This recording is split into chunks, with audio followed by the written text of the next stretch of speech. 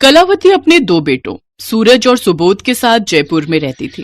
उसने अपने बेटे सूरज की शादी एक बहुत ही सुंदर लड़की प्रीति से करवाई थी। प्रीति बहुत ही खूबसूरत थी, लेकिन खूबसूरत होने के साथ साथ वो घमंडी भी थी। लेकिन फिर भी कलावती उसे बहुत पसंद करती थी। देखा ना तूने सूरज, कितनी सुंदर पत्नी लाई हूँ मैं तेरे लिए। सब लोग प्रीति की कितनी तारीफ कर रहे थे कि बिल्कुल चांद का टुकड़ा है ये। तू देखना सुबोध, मैं तेरे लिए भी प्रीति जैसी सुंदर लड़की लाऊंगी। फिर देखना सब रिश्तेदार कैसे हमसे जलते रह जाएंगे। लेकिन माँ, रंग से क्या फर्क पड़ता है? इंसान का मन सुंदर होना चाहिए। चुप कर तू, तुझे कुछ नहीं पता। बाहरी सुंदरता कितनी जरूरी है आज के जमाने में, और माँ सुंदर होगी तभी तो आने वाला बच्चा भी सुंदर होगा। ऐसे ही कुछ समय बीत जाता है। सुबोध अच्छे से जानता था कि उसकी माँ उसकी शादी एक काली लड़की से कभी नहीं करवाएगी, इसलिए वो बिना किसी से कुछ कहे एक रोज अपनी पसंद की काली लड़की कोमल को ब्याह कर घर ले आता है। काली बहू को देखकर कलावती का पारा 7वें आसमान पर चढ़ जाता है। हे भगवान, ये किस काली अमावस्या को उठा लाया तू? मेरे तो नसीब ही फूट गए। अब तो सब मोहल्ले की औरतें हंसेंगी मुझ पर। ना जाने क्या कर्म किए थे जो ये कल्लो पल्ले पड़ गई। ये सुनकर नई बहू को बहुत बुरा लगता है, लेकिन अपने बेटे की खुशी की खातिर वो उस काली बहू को अपने घर में रख लेती है। ऐसे ही समय बीतता है। कोमल भले ही काले रंग की थी, लेकिन वो सर्वगुण संपन्न थी। लेकिन कोमल के काले रंग के आगे कलावती को उसके सभी गुण भी बेकार ही लगते थे। कुछ दिन बाद कलावती की ननद के बेटे की शादी थी। सब लोग उसकी तैयारी में लगे हुए थे।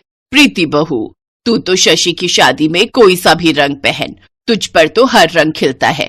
लेकिन तू काली बहू, जरा ढंग के कपड़े पहन कर जाना और अच्छे से तैयार होना। वहाँ सब रिश्तेदार आएंगे, मेरी नाक मत कटवाना।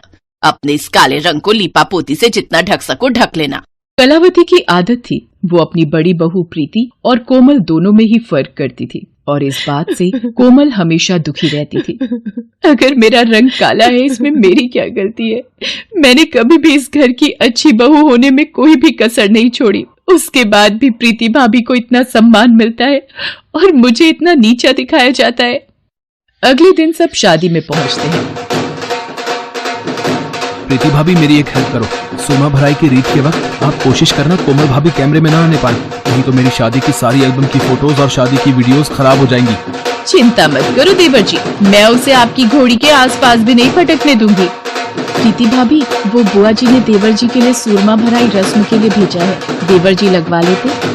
प्रीति भाभी, मेरे लिए जरा एक गिलास पानी मंगवा देते। कोमल, जरा देवर जी के लिए एक गिलास पानी ले आओ। कोमल को पानी लेने भेजकर प्रीति बारात की भीड़ में रस्म पूरी करके सब रिश्तेदारों के साथ फोटो खिंचवाती है। इतनी देर में कोमल आ जाती है और उसकी आंखें आंसुओं से भर आती हैं। अब मेरे पैर में थोड़ा दर्द है, मैं बारात के साथ चल नहीं पाऊंगी। मैं सोच रही थी गाड़ी में बैठ जाती हूँ। कोमल अपने आंसुओं को छुपाए गाड़ी में बैठ जाती है। अब तो कोमल रोजाना इन सब बातों से बहुत दुखी रहने लगी थी। एक सुबह, माँ जी, मैं जरा बाजार होकर आती हूँ, मुझे कुछ जरूरी सामान लाना है। घर से बाजार के लिए निकल तो आई हूँ, पर वापस घर जाकर दोबारा सबके ताने सुनने की अब मुझ में हिम्मत ही नहीं रह गई है। कुछ समझ नहीं आ रहा क्या करूँ। काले रंग से मुक्ति पाओ, गोरे होकर यहाँ से जाओ, ये कैसे हो सकता है? देखूं क्या एक बार? ये तो कोई दर्पण की दुकान दिखाई पड़ती है, हर तरफ दर्पण ही दर्पण है। आओ, माया की पोटली में सब कुछ मिलेगा। आपने वो बाहर कुछ लिखा हुआ था, क्या वो सच है? काली से गोरी कर दूंगी मैं तुम्हारी काया, नाम है मेरा माया। तुम्हें काला रंग पसंद नहीं क्या? नहीं, मुझे अपने इस रंग से बहुत प्यार है, पर मेरी सासू माँ और जेठानी मेरे काले रूप रंग का मजाक उड़ाती हैं। मैं तंग आ गई हूँ, मुझे भी सुंदर और गोरा रूप चाहिए, मेरी मदद करो। ठीक है, तो मैं तुम्हें जादुई दर्पण में भेज देती हूँ, पर एक बात याद रखना, इस जादुई दर्पण का जादू हर अमावस्या की रात के लिए समाप्त हो जाया करेगा। यदि उस रात तुम्हें किसी ने देख लिया तो उसके बाद दोबारा तुम कभी भी गोरा रंग नहीं पा सकोगी, तुम फिर से काले रूप रंग में आ जाओगी। माया कोमल को जादुई दर्पण के अंदर भेज देती है और कुछ देर बाद वो उसे वापस बुलाती है, और देखते ही देखते कोमल का काला रंग गायब हो जाता है और कोमल गोरे रंग की बन जाती है। ये मैं हूँ? मुझे तो यकीन ही नहीं हो रहा है, मैं इतनी सुंदर बन गई। अब तो मेरा मुकाबला कोई नहीं कर पाएगा। सासू माँ और जेठानी जी तो देखती रह जाएंगी। आपका बहुत बहुत धन्यवाद माया जी, मैं आपका ये एहसान कभी नहीं भूलूंगी। माया के जादुई दर्पण से गोरा रंग रूप पाकर कोमल बहुत खुश हो जाती है। सारे मोहल्ले वाले भी उसे देखकर हैरान रह जाते हैं। ये कलावती जी की बहू कोमल है ना? ये सुंदर कैसे बन गई? इसका रंग तो बहुत काला था, पर ये तो बहुत ही गोरी हो गई, जैसे अभी दूध से नहाकर आई हो। सचमुच बहन, ये तो मानो चांदी सी गोरी हो गई है, जैसे कोई चमत्कार हो गया हो। उल्टे तवे जैसी काली थी, पर इसे देखकर तो लगता है पूरे मोहल्ले में इससे सुंदर कोई है ही नहीं। नमस्ते आंटी जी, पहचाना मुझे? मैं कोमल हूँ। इतने हैरान होकर क्यों देख रहे हो? कोमल घर के अंदर जाती है। हाँ जी, किससे मिलना है? आप कौन है?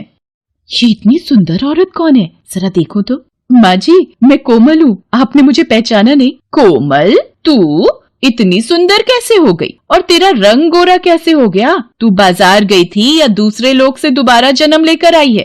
कोमल, आखिर कौन सा चिराग का जिन्न मिल गया जिसने तुम्हारी काया ही बदल दी? आप लोगों को आम खाने से मतलब है या गुठलियां गिनने से? जब काला रंग था तब आप लोग परेशान थी, आज जब मेरा रंग गोरा हो गया है, मैं सुंदर हो गई हूँ, तब आप दोनों को परेशानी है। वैसे मैं ऑलरेडी बहुत थक गई हूँ, अब मेरा दिमाग खराब मत कीजिए। और हाँ प्रीति भाभी, जब आप पुलाव बनाओगी तो थोड़े मटर ज्यादा डाल देना। पता नहीं आजकल आपको मटर छिलने में इतना आलस क्यों आता है। माँ जी, जरा मेरी साड़ी प्रेस कर दीजिएगा, मुझे शाम को एक पार्टी में जाना है।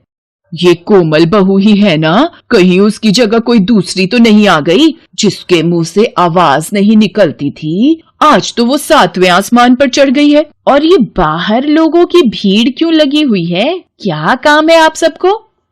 मैंने सुना है आपकी बहू काली से गोरी बन गई है। हमें भी तो दिखाइए, आपकी बहू ने ऐसा कौन सा उपटन लगाया है कि कुछ ही घंटों में वो इतनी सुंदर बन गई। यहाँ कोई तमाशा नहीं लगा हुआ है, आप लोग जाइए यहाँ से। कोई इतनी हूर की परी नहीं बनाई है जो मोहल्ले वाले भी इसे देखने के लिए इतने उतावले हो रहे हैं। कौन था माँ जी? मुझे किसी की आवाज आई थी, कुछ लोग मेरे से मिलना चाहते थे। मोहल्ले वाले आए थे, तेरी सुंदरता देखना चाहते थे कि ऐसा कौन सा जादू हो गया जो तेरा काला रंग गोरा बन गया। तो कोई बात नहीं माँ जी, देखने देते। वैसे आज शहर के कुछ न्यूज चैनल मेरा इंटरव्यू लेने आ रहे हैं। मैम, अचानक आपने अपना हुलिया बदलने के बारे में कैसे सोचा?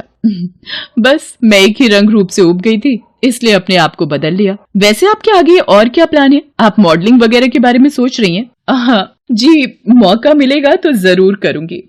कोमल के बदलते हाव भाव से कलावती और प्रीति परेशान हो रही थी। सुबोध, वो मिसेस जैन के बेटे की शादी की सालगिरह है तो मुझे स्पेशल गेस्ट बुलाए हैं, आप चल रहे हो ना? अब ये महारानी पार्टियां अटेंड करे और मैं घर के काम करूं। मैं तो बहाने से मायके जाकर बैठ रही हूँ, यहाँ तो सासू माँ के साथ घर के काम कर करके पिस ही जाऊंगी। अगली सुबह प्रीति अपनी माँ की बीमारी का बहाना लगाकर पति सूरज के साथ मायके चली जाती है। सुबोध को भी किसी काम से शहर से बाहर जाना था। कोमल, प्रीति भाभी भैया के साथ अपने मायके गई है, माँ घर पर अकेली है और मैं भी कल रात तक ही वापस लौटूंगा, तो तुम पीछे से माँ का ख्याल रखना। चलो अच्छा है, सुबोध भी काम से बाहर जा रहे हैं और भैया भाभी भी घर पर नहीं है। आज अमावस्या की रात है, आज मैं अपने पुराने रूप में रहूंगी। माँ जी तो जल्दी सो जाती हैं, तो उनको कुछ पता नहीं चलेगा। बस ये रात कट जाए, कल सुबह मुझे अपना सुंदर रूप दोबारा मिल जाएगा। सब लोग चले जाते हैं, कोमल रात होते ही अपने कमरे में आ जाती है। अच्छा है, माँ जी जल्दी सो गई। लगता है मेरा असली रंग वापस आ रहा है। मेरे हाथ धीरे धीरे काले हो रहे हैं। हाँ, मेरा मुंह दोबारा पहले जैसा हो चुका है। लगता है जादुई दर्पण के जादू का असर इस रात के लिए खत्म हो चुका है। मैं वापस अपने रूप में आ गई हूँ। अब सो जाती हूँ, सुबह होते ही मैं ठीक हो जाऊंगी। अरे ये तो माँ जी आवाज लगा रही हैं, कोई परेशानी तो नहीं है? माँ जी, हे भगवान, सीने में दर्द। आह कोमल बहू, लगता है माँ जी की तबीयत खराब हो गई है, मुझे इन्हें अस्पताल लेकर जाना होगा। कोमल कलावती को ऑटो में बिठाकर जल्दी से अस्पताल लेकर पहुंचती है। कुछ वक्त के पश्चात कलावती की हालत में सुधार आता है। कलावती को अस्पताल लाने के चक्कर में कोमल ये भूल जाती है कि उस दिन अमावस्या की रात है और उसे अपना असली रूप मिला हुआ है। कलावती कोमल का असली रंग रूप देख लेती है। कोमल रोकर कलावती को सारी बात बताती है। मेरी प्यारी बहू, गलती तो हमसे हुई है, तेरा तो मन बहुत साफ है। तू तो मेरी जान बचाने की फिक्र में सब कुछ भूल गई। तुझे तो ये भी याद नहीं रहा कि यदि किसी ने देख लिया तो तेरा जादू छिन जाएगा, दोबारा कभी नहीं मिलेगा, और इस सब का कारण मैं बनी। माँ जी, आपकी जान से बढ़कर मेरे लिए कुछ भी नहीं है, आप हो तो सब कुछ है। उस दिन के बाद हर कोई कोमल की तारीफ करता है। कोमल को भी समझ आ गया था कि दर्पण सिर्फ ऊपरी सुंदरता बयान करता है और जो व्यक्ति मन से सुंदर है उसकी हर जगह प्रशंसा होती है।